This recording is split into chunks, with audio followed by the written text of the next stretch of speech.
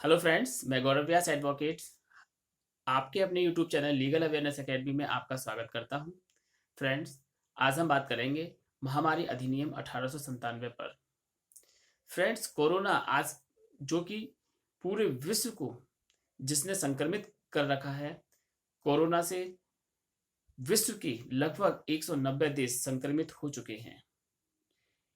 Corona जैसी महामारी से निपटने के लिए सरकारें अपने अपने स्तर पर युद्धरत प्रयासों में लगी हुई हैं। भारत में भी कोरोना ने दस्तक दी है और एक बहुत बड़े वर्ग को इसने संक्रमित किया है। सरकार के द्वारा इस महामारी पर कंट्रोल करने के लिए कुछ डायरेक्शंस, कुछ दिशा निर्देश जनता को दिए जाते हैं, जैसे कि सोशल डिस्टेंस और आइसोलेट, सेल्फ आइसोलेट करने की सरकार के द्वारा अपनी जनता को दिशा निर्देश दिए गए हैं।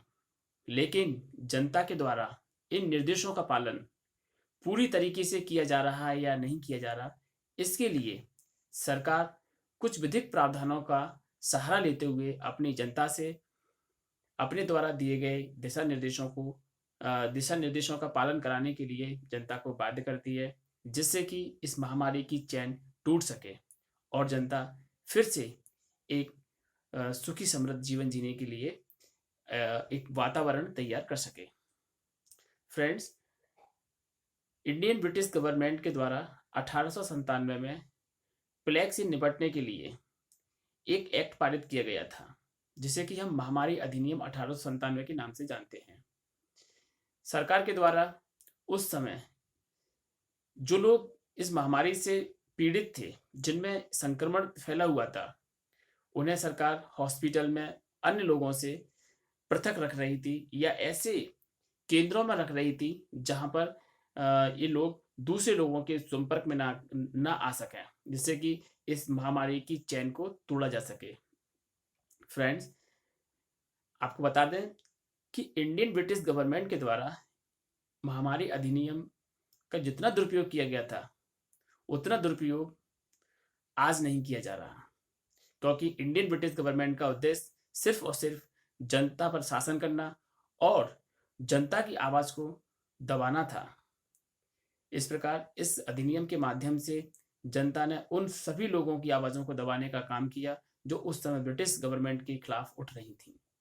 लेकिन आज उसी पुराने अधिनियम का सहारा लेते हुए इंडियन गवर्नमेंट ने वर्तमान परिस्थितियों में इस अधिनियम के प्रावधानों को लागू किया है।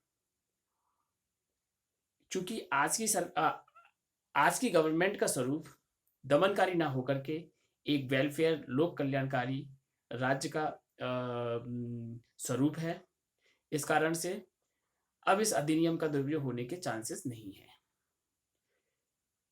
महामारी अधिनियम 1897 एक बहुत ही छोटा सा अधिनियम है।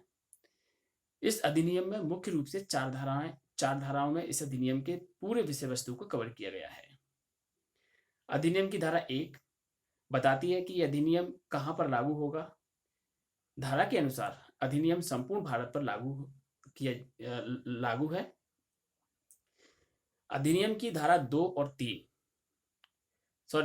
सेक्शंस 2 और सेक्शंस 2A, ये राज्य सरकार और केंद्रीय सरकार को कुछ दिशा निर्देश जारी करने के लिए एम्पावर्ड करती हैं, उन्हें मतलब इतनी शक्तिशाली बनाती हैं। धारा 2 जो कि राज्य सरकार को ऐसे व्यक्तियों को चिन्हित करने की पावर देती है जो कि बीमारी से संक्रमित हो चुके हैं या जिन्हें शंका के आधार पर कि इनमें इस प्रकार की बीमारी के लक्षण पाए जा सकते हैं। उन सभी व्यक्तियों को सरकार के द्वारा हॉस्पिटल में या फिर अन्य स्थानों पर रखा जाता है, जिससे कि ये लोग अन्य लोगों के संपर्क में ना आ सकें। इस प्रकार इस महामारी का जो वायरस है, उस वायरस को तोड़ा जा सके, उसकी चैन को तोड़ा जा सके। सेक्शंस 2A में सेक्शंस 2 में राज्य सरकार को निरीक्षक नियुक्त करने की पावर भी है कि वह निरीक्षक नियुक्त कर सकती है और निरीक्षकों का ये कार्य होगा कि वह निरीक्षण करें, देखें कि कौन-कौन व्यक्ति इस बीमारी से संक्रमित है या किसी व्यक्ति में ये बीमारी हो सकती है। शंका के आधार पर भी उन व्यक्तियों को जो इस बीमारी से इन्फेक्टेड हैं, इन्हें आइसोलेट किया जा सके और जनता से अ, थोड़ा सोशल डिस्टेंस मेंटेन करते हुए इन्हें कुछ समय के लिए आइसोलेट किया जा सके, जिससे कि ये बीमारी पर कंट्रोल पाया जा सके। इसी प्रकार इस अधिनियम की अगली धारा सेक्शंस 2A, सेक्शंस 2 में स्टेट गवर्नमेंट को पावर है, सेक्शंस 2A में सेंट्रल गवर्नमेंट को पावर है कि वह भारत के किसी भी भाग के किसी भी भाग में इस प्रकार बीमारी से संक्रमित लोगों को चिन्हित करते हुए उन्हें आइसोलेट करने के लिए मजबूर करे, उन्हें लोगों से और समाज से सोशल डिस्टेंस बनाते हुए ऐसे स्थानों पर रखा जा सके जहां पर ये इन्फेक्शंस ज़्यादा ना फैल सके। सेक्शन 2A के अंतर्गत सेंट्रल गवर्नमेंट अंतर्राष्ट्रीय स्तर पर लोगों के आवागमन को रोक सकती है, चाहे फिर ये आवागमन किसी भी मार्ग से होता हो, चाहे वायु मार्ग से या जमीनी मार्ग से या जल मार्ग से।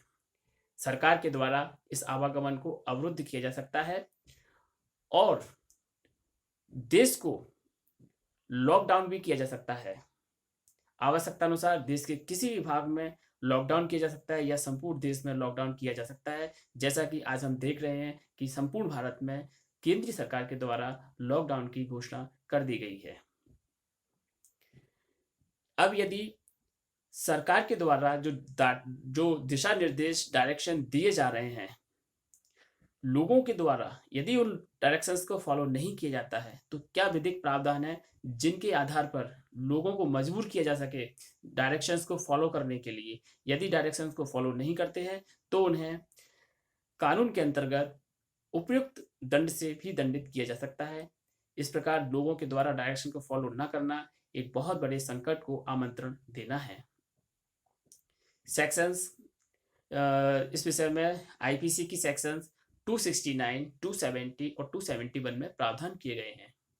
सेक्शंस 269 उपेक्षापूर्ण तरीके से किसी व्यक्ति के द्वारा ऐसा कार्य किया जाना जिससे कि अन्य लोगों के जीवन के लिए कोई संकटपूर्ण रोग का संक्रमण फैलना संभाव्य है। लोगों के द्वारा इस प्रकार का कोई एक्ट किया जाना जिससे कि उस संक्रमण का फैलाव और अधिक हो जाए। यदि लोग इस प्रकार का बिहेव करते हैं तो उन लोगों को कानून के अंतर्गत दंडित किया जा सकता है। धारा 269 के अंतर्गत उपेक्षापूर्ण सरकार के द्वारा दिए गए डायरेक्शंस को फॉलो नहीं करते हैं तो उस स्थिति में उन व्यक्तियों को इस धारा के अनुसार 6 माह का कारावास और जुर्माना या दोनों से दंडित किया जा सकता है। सेक्शंस 270 ऑफ आईपीसी, सेक्शन 270 269 से थोड़ी गंभीर प्रकार की सेक्शन है। इसमें बताया गया है किसी व्यक्ति के द्वारा परिद्वेषपूर्ण तरीके से कुछ ऐसा कार्य करना जिससे कि इस रोग का संक्रमण और अधिक फैल जाए। सेक्शन 269 में उपेक्षापूर्ण वर्ड यूज हुआ है, जबकि सेक्शन 270 में परिद्वेषपूर्ण वर्ड यूज हुआ है। उपेक्षा इतना खतरनाक नहीं, जबकि परिद्वेषपूर्ण उससे भी 2 कदम आगे की स्थिति है। परिद्वेषपूर्ण क्या हो सकता है, उसका उदाहरण आज हम मीडिया में और आज देश में देख रहे हैं। एक वर्ग ऐसा भी है इस देश के अंदर जो इस बीमारी को और अधिक स्प्रे करना चाहता है, इस बीमारी को और अधिक फैलाना चाहता है, जैसे कि लोगों पर थूकना, नोटों पर अपना थूक लगाना, जिससे कि वायरस और अधिक फैल सके और लोग एक बहुत बड़ी कम्युनिटी इस वायरस से इन्फेक्ट हो सके। ये तो है परिद्वेषपूर्ण कार्य, जिससे कि जानबूझ करके किया गया कोई कार्य जिससे कि संक्रमण और अधिक फैल जाए।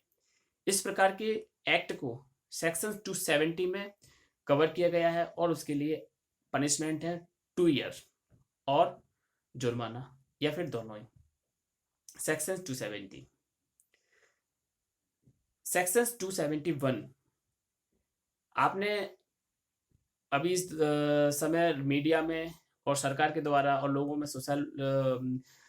समाज में ये वर्ड सुनने को मिलता है, करंटीन करंटीन। लोगों के बीच में ये वर्ड थोड़ा नया वर्ड है कि करंटीन क्या होता है। तो इसे सन 1860 में ही आईपीसी बनाते वक्त इस वर्ड को इसमें सम्मिलित किया गया था। Section 271 disobedience rule of quarantine. जो कोई व्यक्ति करंटीन के नियम की अवज्ञा करता है उसे भी दंडित किया जा सकता है। इस विषय में माननीय सर्वोच्च न्यायालय के द्वारा एक पीआईएल को डिसाइड करते हुए ये कहा, अलग Alekh Srivastava versus Union of India 2020, अभी हाल ही की एक पीआईएल है जो कि कोर्ट में अभी दायर की गई थी। न्यायालय ने स्टेट गवर्नमेंट से और यूनियन गवर्नमेंट से ये डायरेक्शन दिया कि उन व्यक्तियों के खिलाफ सख्त से सख्त कार्रवाई की जाए जो कि social platform WhatsApp, messenger, Facebook आदि पर इस प्रकार के खबरों को लीक करते हैं जिनसे कि लोक दृष्टि कारक जो कि लोक दृष्टि कार्य करते हैं, जिसे कि सेक्शन 505 ऑफ आईपीसी में डिफाइन किया गया है। सेक्शन 505 के अकॉर्डिंग यदि कोई व्यक्ति लोक दृष्टि कारक वक्तव्य देता है या उसे प्रसारित करता है, उस व्यक्ति को 3 वर्ष के कारावास से दंडित किया जा सकता है।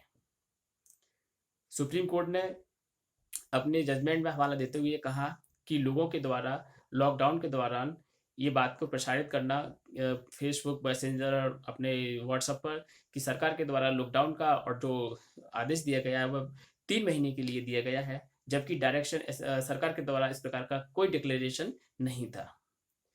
इस प्रकार की खबरों को सुनकर के जो लोग दूर दराज के इलाकों में कार्य कर रहे थे, उन्होंने सोचा कि यदि 3 महीने के लिए लॉकडाउन हो जाएगा तो वो क्या करेंगे, क्या खाएंगे, कैसे अपना गुजारा करेंगे।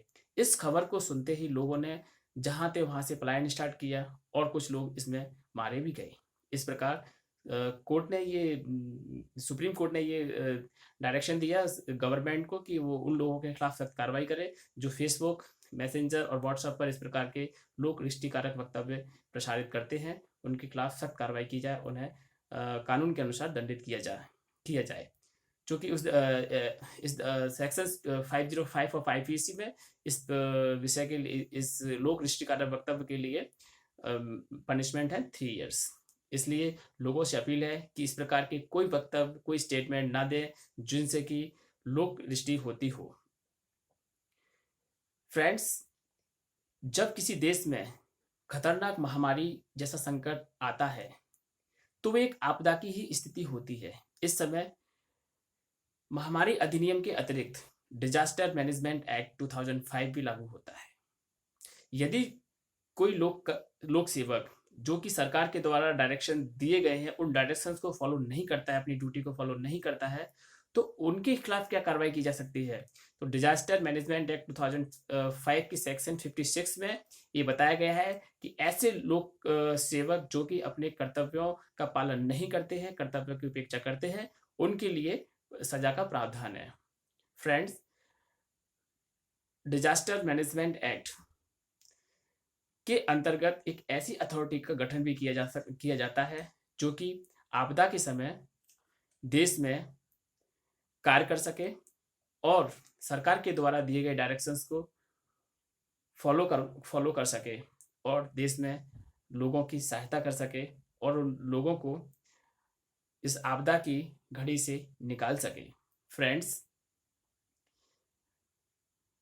महामारी और आपदा, या ये कहें कि देशव्यापी संकट को दूर करने के लिए जो कि अकस्मात आकस्मिक देश में उत्पन्न होते हैं, उनसे निपटने के लिए हमारे कानून में पर्याप्त प्रावधान है जिनका सहारा लेते हुए हम इन आकस्मिक आपदाओं पर और महामारियों पर विजय प्राप्त कर सकते हैं। फ्रेंड्स, हमारी आपसे अपील है कि आप सरकार के द्वारा दिए जा रहे डायरेक्शंस को फॉलो करें, सेल्फ आइसोलेशंस का पालन करें, आइसोलेट अपने आप को करें और सोशल डिस्टेंस का ख्याल रखें, अपना ख्याल रखें।